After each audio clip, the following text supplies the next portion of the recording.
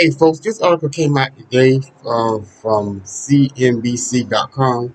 So California DMV suspended cruise self-driving car permit effective immediately. So there's so California Department of Motor Vehicles suspended cruise deployment and testing permit for the anonymous vehicle effective immediately. The news followed a barrage of safety concern and incident system crew owned by General Motors received approval in August for a round-the-clock robot tax service in San Francisco. Oh yeah, and we all know we know a little about that robot tax because I talked about it briefly before on my channel before. But there's a video to this article, so it plays for y'all right quick.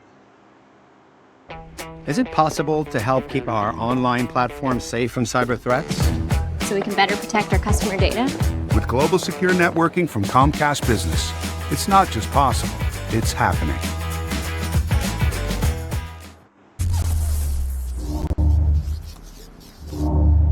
There's a major development just crossing in the last hour or so in the battle over driverless cars in San Francisco. And of course, Deirdre Bosa has that story for today's edition of Tech Check. This was the holy grail for me. If they could get this down, I could go to bed in New York and wake up in Washington, D.C. in my own car, but it's not going to happen anytime soon in California. Yeah, the companies will certainly tell you that there's major safety implications. This is, the next technological breakthrough, but we're still a ways from there. And today's major setback for Cruise. California's DMV has suspended Cruise's driverless taxis here in San Francisco, effective immediately. Now, the notice from the DMV says that the vehicles aren't safe for public operation and that Cruise has misrepresented information relating to safety. In a statement on X, formerly known as Twitter, Cruise says the DMV is investigating an incident involving a pedestrian that was caught under a vehicle. Cruise says that it shared information with several regulatory agencies and will continue to cooperate. But this is a huge blow to Cruise, which is owned by General Motors. The San Francisco streets, they are a key testing ground for driverless cars, but Cruise vehicles have been involved in a number of incidents that have turned public. Let me just put in what quick. Why are they surprised by that? Now, if you guys remember on my channel, and you go back and look it up on my channel, I did a YouTube short when they had the self driving police cruiser that also took place in San Francisco. That didn't go so well neither. So why they surprised that this right here will go ain't looking out too good? That you got some problem with this robot tax. If you had the problem with the robot police cruiser, what make y'all think this was going to be a different? I'm just saying. Let's continue. Safety agencies like the fire department against them. It's also led to more calls from public officials to suspend the program. Now, Cruise is also trying to catch up with Google-owned Waymo in the space, the other leading player in the race to develop autonomous vehicle technology. Both are expanding to more cities, and this suspension from California's DMV, that could have implications for Cruise's pilot programs elsewhere, widening that gap with Waymo even further. Now, we've been working on a larger piece about this topic here in San Francisco with our digital team. And I recently, just a few weeks ago, rode in a driverless Cruise and Waymo robo-taxis. Here is some footage from my Cruise ride. It didn't know what to do when another car was trying to back into a parking spot. So what you're seeing here is the driver got out of his car. He's very agitated. He spat on the vehicle, and then he kicked it. The steering wheel, as you can see here, it moved, but the car didn't go anywhere. And this was, I got to say, guys, an incredibly stressful situation that made me as the rider feel like this wasn't really ready for prime time. Of course, I'm just one rider, and this program has been in operation for a few months now. But by contrast, guys, I also rode in a self-driving Waymo robo-taxi. It was a lot smoother and far less eventful, and that program is still on here in San Francisco. Deirdre, what exactly is... And let me also say this. You trying to create this technology or having these vehicles drive itself. Why are you trying to do this? And let's be real, y'all. Let's be real. Based on news and articles I've been reading, and also the articles of videos I've been doing on my channel, the electric vehicle themselves ain't right. So why are you trying to build on something else? You know what I'm saying? That is flat out dumb and stupid. If your new question that you got now is not 100% right in electric vehicles, and we know it ain't right because of the aluminum batteries in the electric vehicle, they not right. That's why the electric car be catching on fire like they going fool. But that's another video for another day. And matter of fact, I done video offers on that, so y'all go check them out on my channel. So if your original creation ain't that 100% turned out right, why are you trying to create something else?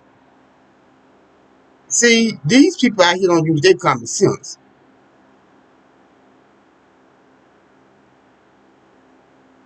You can't quit nothing else if you can't quit nothing else if your original creation ain't really fully turned out right. That don't even make any common sense. And if they need to, if they actually thought this robot test things go work, all they got to go look at the other situation in San Francisco with that robo self-driving police cruiser. They had some they had some situation they had that not go well neither. So you can kind of look at that as an example how this robot test was going to turn out as well. And why did anybody? And I'm just throwing this question out there for y'all to answer. For those who gonna see this video, is it really necessary to have a self-driving vehicle?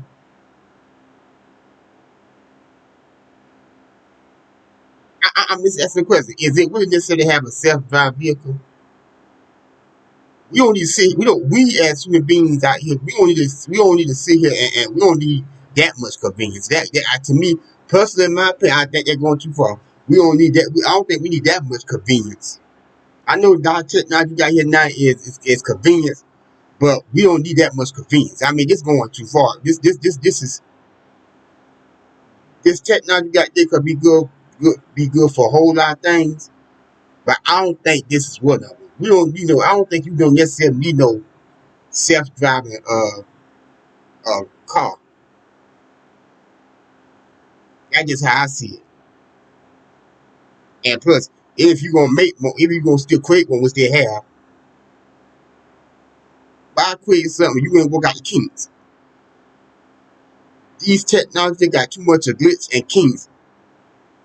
Where you be trying to put anything out here for the public to use. I mean, seriously. I mean, these people who create this technology and create these products, I think in my opinion, they really need to assess what they're doing. Cause they causing a lot more harm than good. But let's continue. Is it going to take? California, Arizona are arguably kind of more at the forefront of this autonomous driver revolution. What is it going to take for these companies to demonstrate for regulators that these cars can actually be used in roadworthy situations? I think put simply, it's going to take many, many more miles, right? That's the only way that this technology improves. That's what the autonomous vehicle companies will tell you, is that they need to be able to test on the streets without a safety driver in real life situations in order to improve. But there's drawbacks to that as well, right? Some of the public safety agencies, like the fire department, says that. Now, see, and let me add this one more thing too. See, because you learn this, well, even though I know this probably testing phase, but still, even if it's the testing phase, if there's a human driving that car, they know how to get out there properly and drive straight through. But you allowing on the computer or whatever technology you put in this car, the automatic do it. See that man, he would have got agitated with that car if somebody was driving it. You had to worry about stuff like this. See, that's what I mean. I don't think we need this much. We don't need this much convenience. I'm sorry.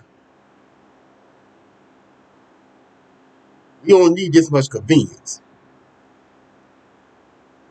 I'm just saying. I'm just pointing out the facts here. I'm just pointing out the situation. That's all I'm doing. Because think about it. See, in this situation, it just didn't cooperate. But see, in a situation like that, that vehicle could have malfunctioned and start driving on its own and start hitting cars and stuff. Nobody didn't consider that. Then you would have a bunch of heap of accidents on that one road. I'm repeat myself again. I don't think we need this much convenience. That we don't really want you to use our streets as a testing ground, especially after all these incidents that have come up. I mean, you've had vehicles in the way of ambulances, of fire trucks, in the way of crime scenes. So the technology, at least some people say, is not there yet, not ready for prime time. And that's essentially what the DMV is saying now. But it's. And exactly, that's a good point. See, you out here testing these robot taxi car or any other self-driving car, and they have proven to be a more like a aggravating what's the word I'm looking for? They more like unwanted desire, especially in certain situations. Because people don't want to be dealing with that, dealing with if they out there on the highway, especially if they trying to get somewhere and they happen to come across this self-driving crew and they're not fully right. Yeah, that I can see the true aggravation in that.